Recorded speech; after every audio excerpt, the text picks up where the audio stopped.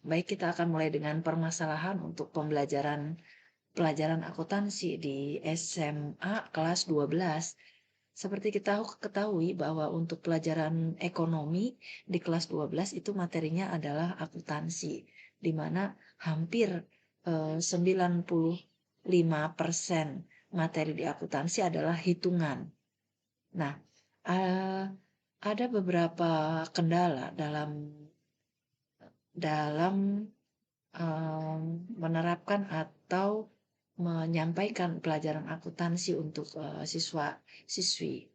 Beberapa kendala yang dihadapi di antaranya ada faktor internal dan ada faktor eksternal. Faktor internal di antaranya adalah pertama ada tingkat keinginan anak untuk pelajaran yang ada hitungan itu kurang diminati oleh anak-anak. Biasanya anak-anak cenderung fobia melihat angka-angka. Apalagi kalau kita lihat di pelajaran akuntansi itu angkanya bukan kecil seperti di matematika. Dia ada yang sampai dengan ratusan juta, sampai mungkin dengan miliar. Yang akhirnya uh, kita melihatnya angkanya nolnya banyak. Perhitungannya seperti itu. Jadi biasanya tingkat keinginan untuk pelajaran yang ada hitungannya kurang, ya, apalagi untuk akuntansi yang memang angkanya cenderung besar. Terus yang kedua adalah tingkat ketelitian dalam menuliskan angka juga kurang. Misalnya kurang nol atau mungkin di belakang nol ada koma terus 0,220 ya untuk menyatakan rupiah. Nah, ini tingkat ketelitian dalam menuliskan angka untuk pelajaran akuntansi juga kurang, yang akhirnya kalau di pelajaran ekonomi akuntansi ini 1 0 saja terkadang berpengaruh sangat material. Harusnya ingin menulis 100.000 misalnya jadi 1 juta. Nah, ini kan menjadi sangat material, apalagi misalnya kalau yang dipakai contoh perusahaan adalah untuk angka tadi adalah perusahaan yang kecil. Jadi angka 100.000 menjadi 1 juta itu menjadi sangat material, kecuali memang untuk perusahaan yang besar. Nah, tingkat ketelitian dalam penulisan angka juga sangat berpengaruh terhadap eh, faktor internal untuk pembelajaran ekonomi akuntansi. Yang ketiga, anak-anak terbiasa dimudahkan dengan penggunaan kalkulator dalam HP atau kalkulator manual. Jadi anak-anak cenderung sudah malas ngitung ke bawah menjumlah, padahal mungkin ini kan hanya menjumlah atau mengurang untuk pelajaran akuntansi ini. Jadi karena sudah terbiasa dengan kalkulator, akhirnya menghitung lebih cepatnya dengan kalkulator. Sedangkan nanti di dalam proses kalau kita assessment, entah dia ujian sekolah itu, kita tidak diperbolehkan menggunakan kalkulator.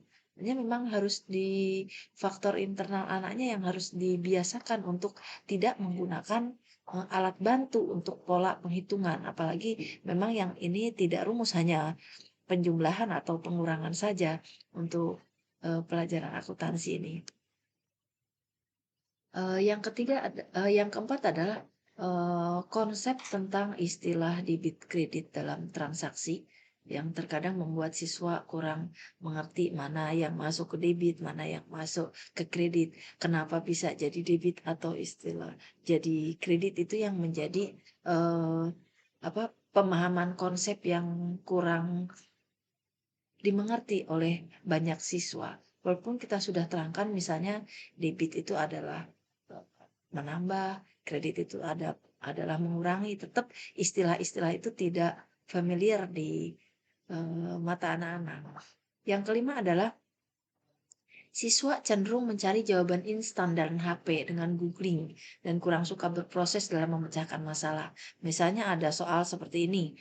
Nah, kalau ada soal yang diberikan kepada siswa, siswa cenderung mencari ada soal seperti ini enggak? Dia googling langsung ada jawabannya. Padahal harapannya mereka itu melakukan proses. Proses apa? Proses dari menghitung, menjumlahkan ke bawah atau mengurangkan. Nah, itu biar tahu tanpa penggunaan kalkulator itu juga bisa diselesaikan tanpa harus googling juga.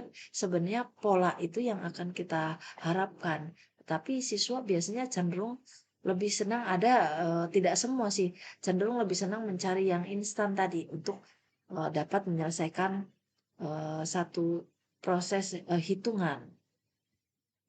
Yang keenam adalah kurang minatnya belajar akuntansi. Ya tadi, salah satu karena kendalanya, karena dia angka, terus akuntansi itu identik dengan angka-angka, tidak bisa terbaca seperti pelajaran yang lain, akhirnya mengakibatkan kurang suka untuk akuntansi. Mungkin untuk ekonomi masih bisa dibaca, mungkin masih lebih senang dibanding dengan belajar akuntansi.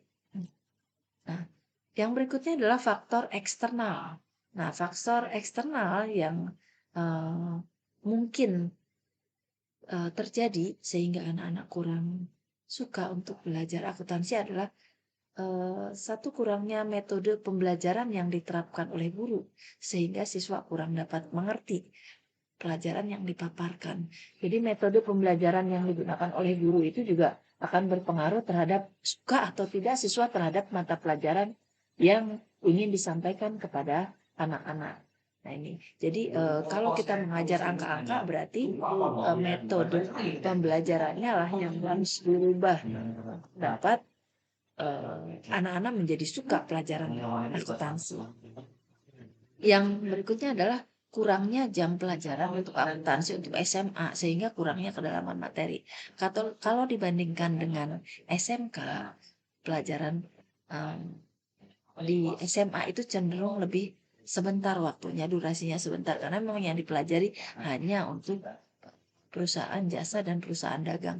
Sehingga durasi waktu yang 4 kali 45 menit untuk akuntansi itu mengakibatkan kedalaman materi yang diterapkan kepada anak atau kedalaman materi yang kan anak peroleh itu tidak sedalam seperti di SMK. Nah, mungkin ini beberapa permasalahan bagaimana pembelajaran akuntansi itu menjadi banyak anak-anak yang tidak menyukai. Semoga ini bisa menjadi masukan atau menjadi pembelajaran bagi kita semua yang memang ini mengajarkan pelajaran akuntansi. Mungkin saja, terima kasih.